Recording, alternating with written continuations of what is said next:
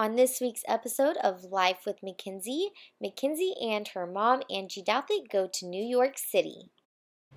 Hi guys, it's Mackenzie McKee here, and I am making a video on my bed. I am really excited for this week's video because I'm going to New York City, and the people who are sending me there said that I can bring one person with me, so guess who I'm bringing? My mother. We are so excited to go. We have lots of fun plans, so I will be vlogging the whole thing. So let's go to New York City. Oh, it's so beautiful here. Always check out the hotel gym. Working hard. Working real hard. It's so hot by her cancer. She hasn't stopped me when I see her. We can call this the chemo pump. The chemo pump. Running on 2 hours of sleep, and the car service will be here in about 5 minutes. So something that I do before I go anywhere is write Josh notes and leave them all throughout the house for him to find while I'm gone. So that's what I'm doing.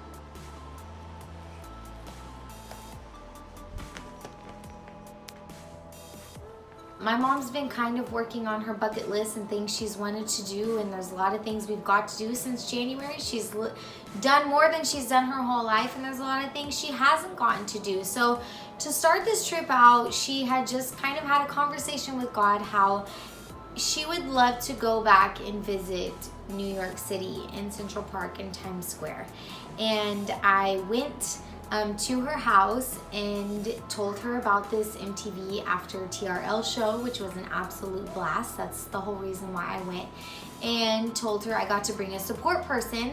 And at first I was gonna bring my husband, but then I realized he's one of the babysitters I needed. It was kind of hard to escape the 3 kids. I actually found a babysitter for each of them, and he took the oldest one to work with him every day. Right off the bat, I wanted my mom to come, but she was starting IV chemotherapy for the first time. She's been on the chemo pill, and I knew that I've never dealt with someone having cancer. So when I think of chemotherapy, I think the second you take it, you are just sick. It wipes you out. And then I read that everybody handles it differently. So I went ahead and told her about it, and she goes, "Oh my gosh, I was just thinking yesterday how I want to go back. When you go, I want to go." And so I'm like, "Are you sure you're going to feel like going?" And she said yes.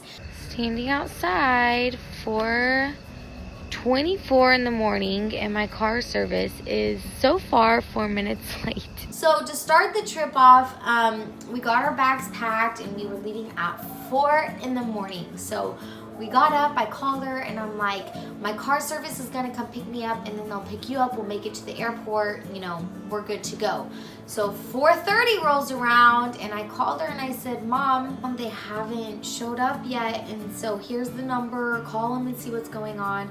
And she called me back and said, "They're at the wrong address." Before I could even hang up the phone, she was at my house. So she said, "Get in the car, girl, we're going to the airport."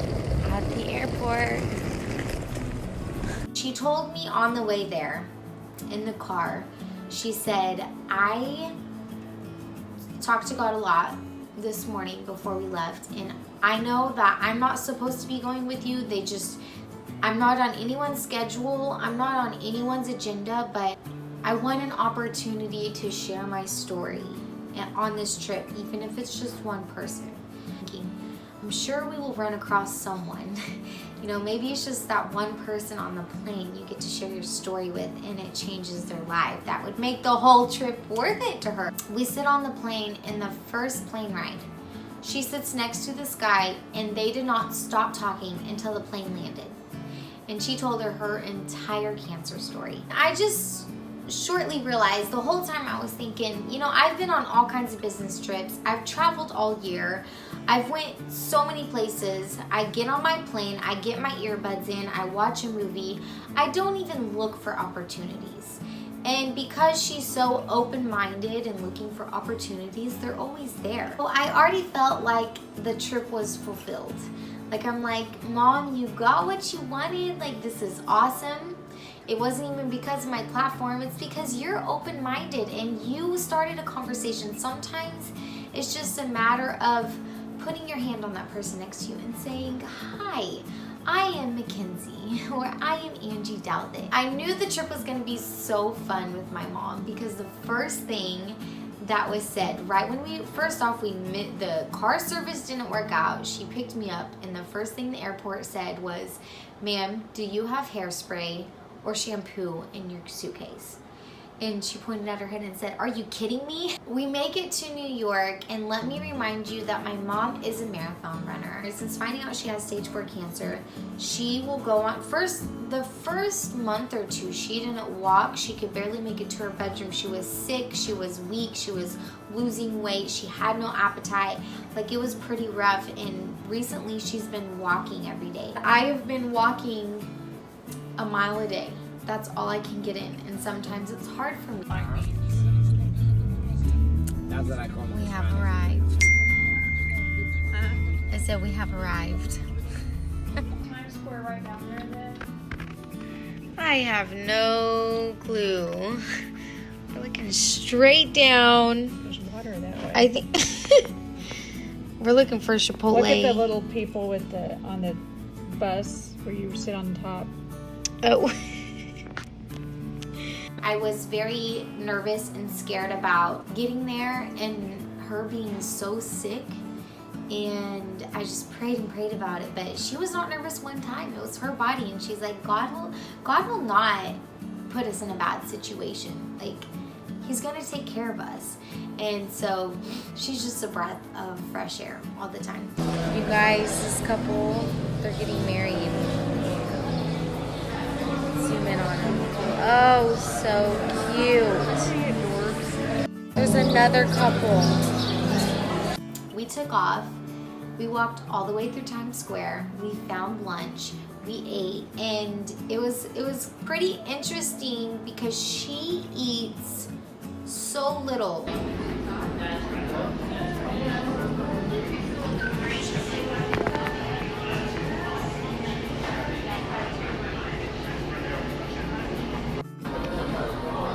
This is my meal. This is my mom's.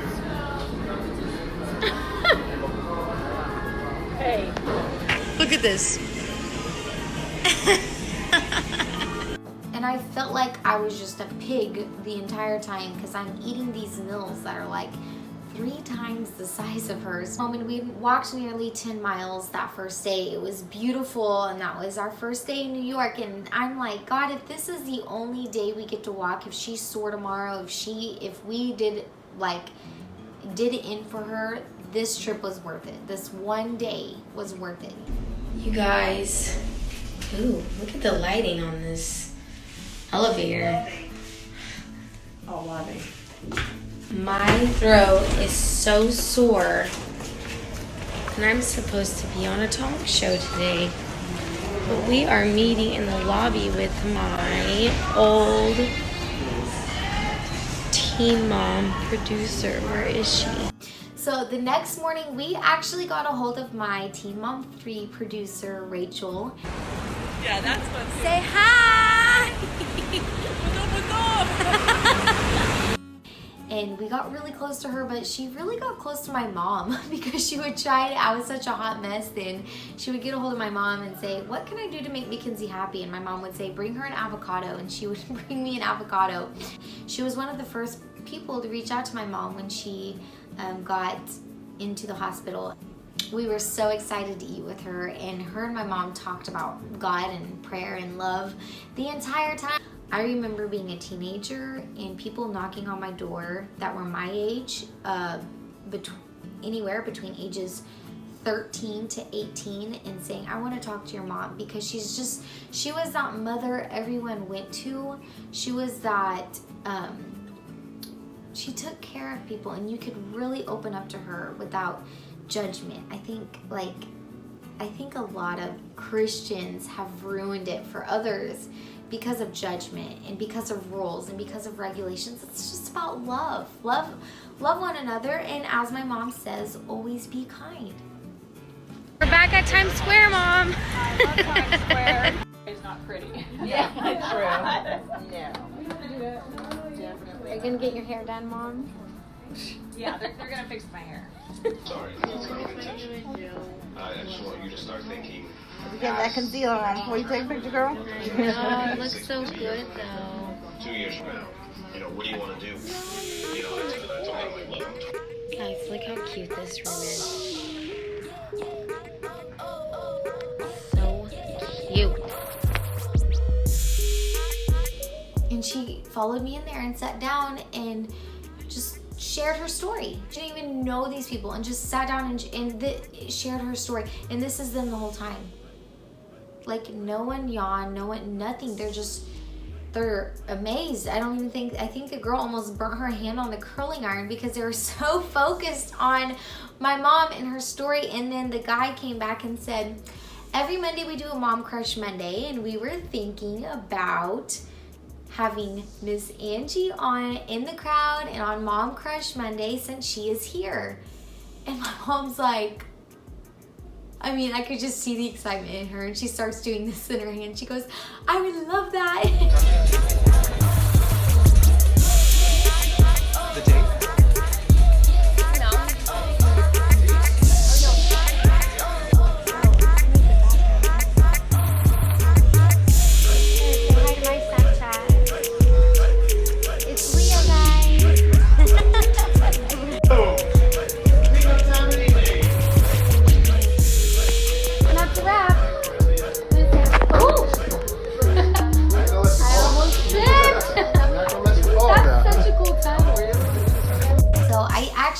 Not know who I was going to be on the TRL show with until she showed up, and it was Miss Leah off of Teen Mom 2. And you all know she's one of the easiest people to get along with, so down to earth and so sweet. And so that was really exciting, and me and her had a lot of fun on the show, and my mom got to be in the crowd and say hi. And that's a wrap. We're back in Times Square, going to our hotel. Was that fun, Mom? That was really fun. Did you take Mom and the bodyguard? He's protecting her. Oh, it's so beautiful here. To the hotel, and I get a call from Radar. And they said, hey Mackenzie, I know it's late notice, but we were wanting to know if you're available right now. We'll come to you. And I said, okay, here's my hotel. Like, I had a relationship with them, so I'm not just giving strangers out my hotel. They show up, and I said, look, let's go to my room. And it was like a team of 3, and it was a sound guy, and I had no clue what they were gonna do. And they saw my mom, and I said, Mom, like, just hang tight. I know we wanna go to Central Park, but I'm going to do this podcast. Or they set me up, and they said, you know what, let's give your mom a microphone. And so they gave her a microphone, and they asked some questions about, hot topics right now, and we answered what we thought. I don't even know how it evolved into my mom talking about her story. But she got to share her entire story. Like, the podcast that was supposed to have nothing to do with this. It wasn't on the plan. It wasn't on the agenda. It wasn't what the topic was supposed to be about. Shared her love for Christ. Let people know they were important and God loves them. Let people know it's not about religion. It's not about rules. And it's not about this God of judgment. It's about love and being kind to one another. She got to share her cancer story. And Radar did not take none of it out. They just left it in. Talked about God on their interviews. They walked out, and this is her. Speechless. I go to the bathroom, she goes, Mackenzie, this is what I had envisioned. Like, I'm not out to change 10, 20 people, a crowd of 50 people. Hundreds of thousands of people listen to this podcast, and I just got to share my story. I just got to inspire all those people.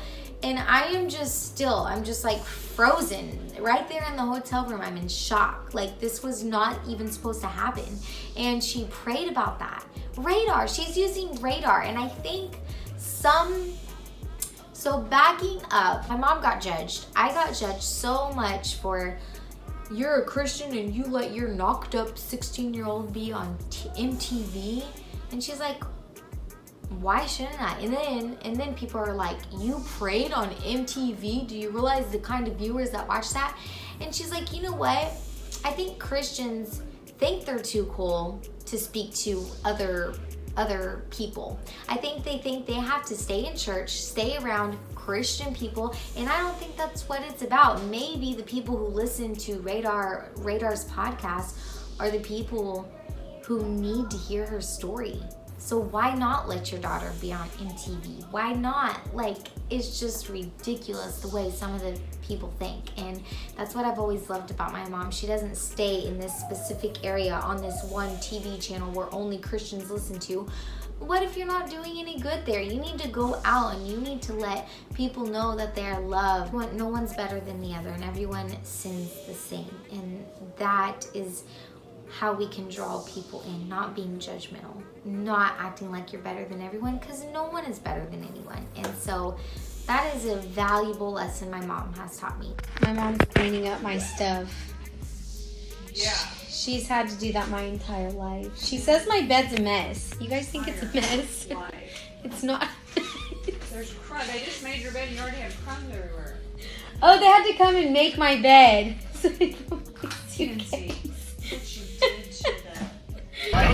It is the Naked Cowboy and Trump. Say it again. Burkina Faso. Guys, we're going on a bike tour. Burkina Faso. I feel like we're like always wanted when in Rome, when they get drunk and go. Or maybe their feet just got tired and they had to get on it. Yeah, that's our story. We've gotten almost 10,000 steps in today. Here we go. I give you potato. We are eating at, what is that? Bubblegum shrimp. We go and walk through Times Square and we go and eat, and it's just so fun, and I was just still shocked the rest of the day. 1:30 at night, and I just really want a massage, so I'm going to walk down Times Square and see if I can find a place that's open. Just so you guys know, it's really easy to get lost by yourself in New York. You shouldn't do it. You shouldn't walk alone. And the GPS is like messed up. So I just walked like 5 miles getting lost to get a massage, and I didn't get a massage. And now I'm lost going back to my hotel. And my mom is probably like, what the heck? Do not walk around New York by yourself, especially if you don't know how to work a GPS in New York. I've never been as thankful as I was on this specific trip, and I think I was just finding out she had cancer really made me realize how valuable life was. And I need to start chasing my dreams, and I need to start living more. And because you never know, like this, we never expected this. We get to the airport at 2 o'clock, and we had walked 8 more miles. So we had completed more than a full marathon in those 3 days. So we got a message on our phone that our plane had been delayed. We had a 7 o'clock appointment for a really important appointment, and she had only brought enough chemo pills to last for these days, and she had to make this appointment. I'm freaking out for her. We're getting messages that our plane's delayed because of the weather, and I'm like, oh my gosh. So we sat in that airport until 8 o'clock. We finally get on the plane, and we realize we're gonna miss our connecting flight.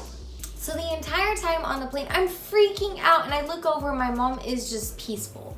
She's smiling, and she goes, sis, you're not helping anything. Is freaking out making this plane move? And I'm like, no.